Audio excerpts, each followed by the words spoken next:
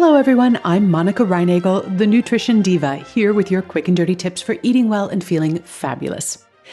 This week's show is a bit longer than usual because we're tackling a big topic: whether it's unnatural for humans to drink the milk of other animals or to drink milk beyond infancy. But first, why not step up your grill game this summer with the revolutionary Beyond Burger? You might remember that I reviewed the Beyond Burger earlier this year in episode number 473, and I found it to be a great meat-free option for burger lovers. This plant-based burger is so meaty, it's actually sold in the meat case at your local grocery store. If you're ready to taste the future of protein, visit beyondmeat.com/diva to find a local retailer near you. That's beyondmeat.com/diva.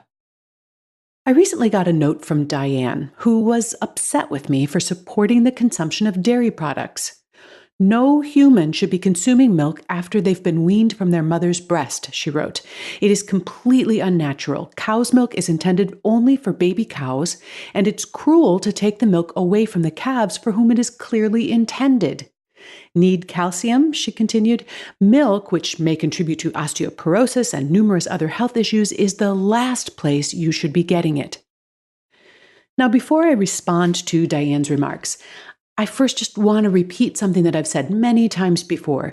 Drinking milk is not necessary for good nutrition or for strong bones, and I completely support anyone who decides, for whatever reason, that they don't want to consume it. If you've decided you don't want to drink milk, I'm not going to try to talk you into it. If, on the other hand, you ask me about the benefits or the risks of dairy or of any other food, I will try to give you a balanced and evidence-based answer so that you can base your decision on good information. Now, I've certainly heard these arguments against drinking milk before. Maybe you've heard them too. Maybe you've made these arguments. Often, there's a lot of emotion involved in this discussion, which can make it hard to have a productive conversation about this issue, but I'd really like to try. Although they are often all jumbled together, there are actually three completely different arguments being presented here. Number one, drinking milk is unnatural. Number two, drinking milk is unhealthy. Number three, drinking milk is cruel. It's possible to accept or reject any one of these arguments without accepting or rejecting them all. So let's consider them one by one. First of all, is drinking milk unnatural? I would submit that the natural world does not operate with intention, nor is it all that attached to a plan. In fact, some of nature's greatest hits are the result of random errors and unintended consequences. Nature also doesn't care about right or wrong, or whether something is fair or ethical or cruel. All nature cares about is what works. If a bird lays an egg and that egg hatches into a baby bird, which matures and lays another egg, that works for nature. But if instead that egg is stolen out of the nest by a hungry raccoon, who goes on to reproduce, well, that works too. Nature isn't rooting for the bird any more than it's rooting for the raccoon. In fact, if nature were actually capable of rooting for anything, it would probably hope that just enough eggs would be stolen to ensure plenty of baby raccoons and plenty of baby birds. To the extent that consuming dairy enhanced the survival and reproduction of prehistoric humans, who then committed resources to enhancing the survival and reproduction of dairy animals, the fact that humans learned to use the milk of other species has worked out pretty well for nature. So much so that some branches of the human family have evolved to continue to produce milk-digesting enzymes throughout adulthood. This objection to things that are not natural also seems to be somewhat selective. If you are willing to switch on a light after the sun goes down, use an alarm clock to wake you up, get in a jet plane and catapult yourself across 3 or 4 time zones in a few hours, run long distances without anything chasing you, or take a vitamin pill, then you're doing quite a few things that are arguably a lot less natural than drinking milk. The fact is, mother's milk contains nutrients that benefit animals other than that mother's babies, and it would be unnatural for those other animals to ignore that discovery. The second argument against drinking milk is that it's unhealthy, and we'll take a look at that right after this word from our sponsor. Our show also received support this week from Third Love. Using thousands of real women's measurements, Third Love designs its bras with size and shape in mind, so they fit impeccably and they feel even better. And now, since adding 24 new sizes, Third Love offers the most options of any brand, a total of 70 sizes. With Third Love's Fit Finder quiz, you can find your fit in 60 seconds online, order, and then try it on at home. And if you have any questions about their styles, the sizing, or your quiz results, you can chat with a representative. In my experience, their customer service is super friendly, but also really knowledgeable, which is what you want.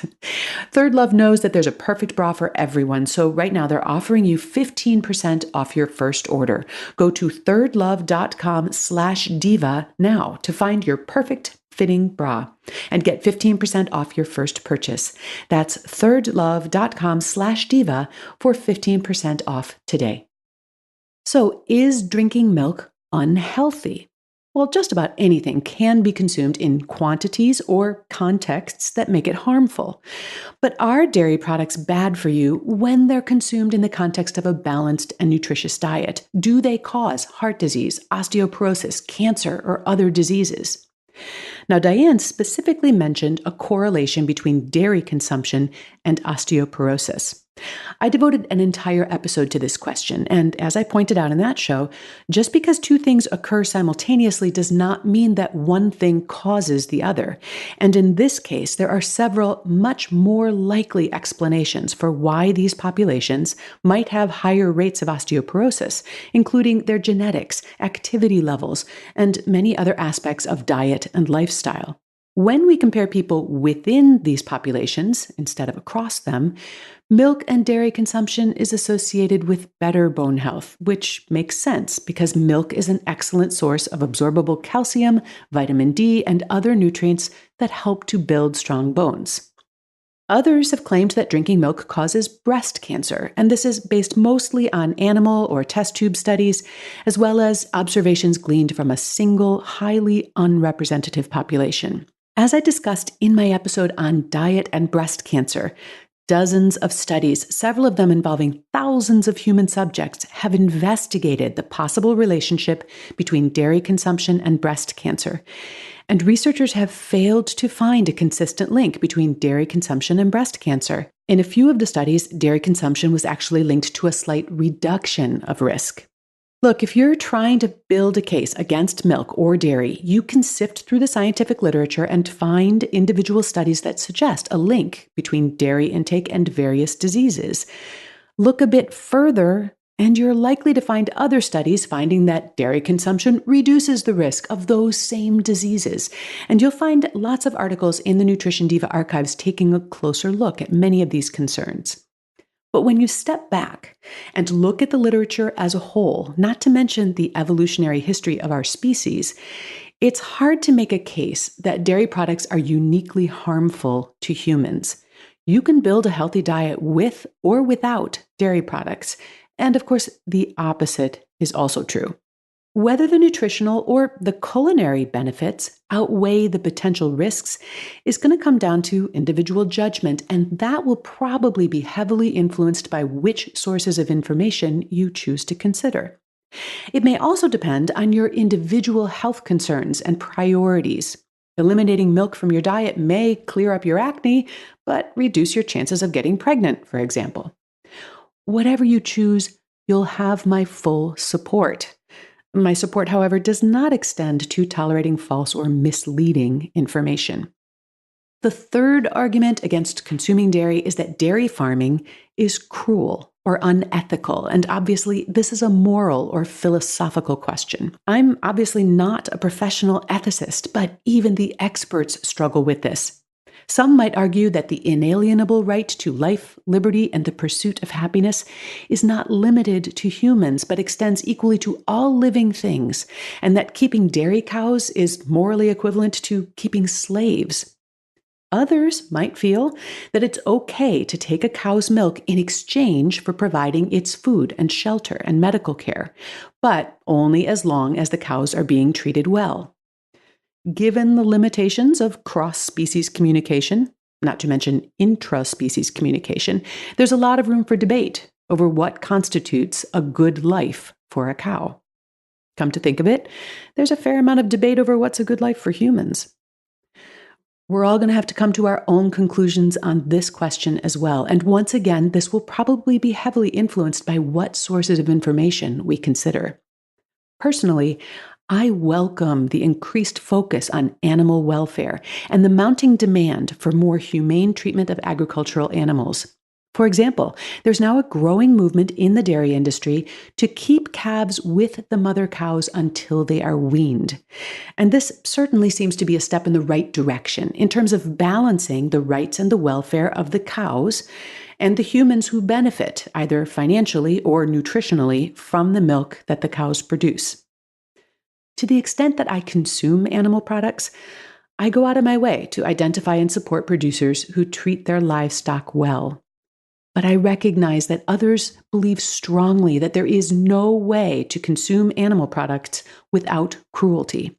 But if you want to convince others that drinking milk is morally indefensible, I'd stay away from arguments about it being unnatural to drink milk because that logic just doesn't hold up very well under scrutiny. Similarly, assertions that milk is unhealthy or causes disease are easy to refute or at least counter with hard evidence. Both of these flawed arguments end up diverting attention away from the important conversation that can and should be had about whether using animals for food is or can be made ethically acceptable. As always, I look forward to hearing your thoughts. You'll find a transcript of today's show along with links to a lot of related episodes on our website at nutritiondiva.quickanddirtytips.com, and you can leave your comments there or on the Nutrition Diva Facebook page. I hope to hear from you. Have a great week, and remember to eat something good for me.